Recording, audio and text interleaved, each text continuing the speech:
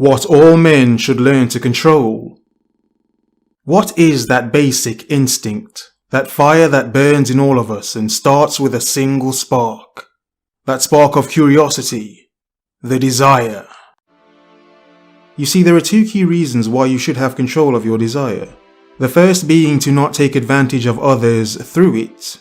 The second being to not let yourself be taken advantage of through it. Let me explain. First of all, it's easy as a man to get lost in your desire. Good-looking women, or women that have that certain thing about them that just makes you want to... Yes, indeed. There is nothing wrong with the admiration of a fine woman. But when it gets to a point where you will throw every ounce of logic out of the window and do something that will ruin your life forever, that is when logic and rationale have abandoned you, or you have abandoned them.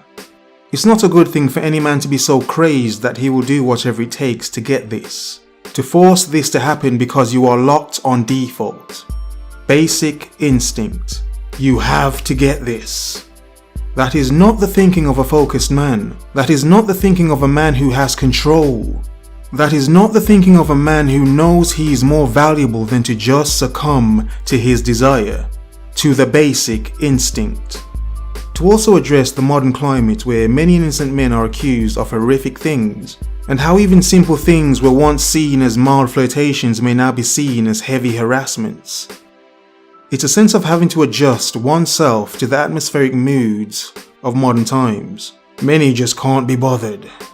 We as men have to be more cautious in our movements, and this leads on to the second point. To not be taken advantage of through your desire. Meaning not to Thanos your sense of logic and throw yourself into a situation that was crap to begin with. As in being a fool, also known as a simp. And to take on a woman with more burden and baggage than a jumbo jet filled with mentally ill fashion models. As in to have standards and not be taken for a ride because you have to get some. Oh yes, we are men, hulking out and smashing as much as we can. Getting deep until you are lost. But many men, before even feeling the mild, tepid surface of a woman or any woman in question, would already be simping to mind-boggling degrees in hopes of getting some.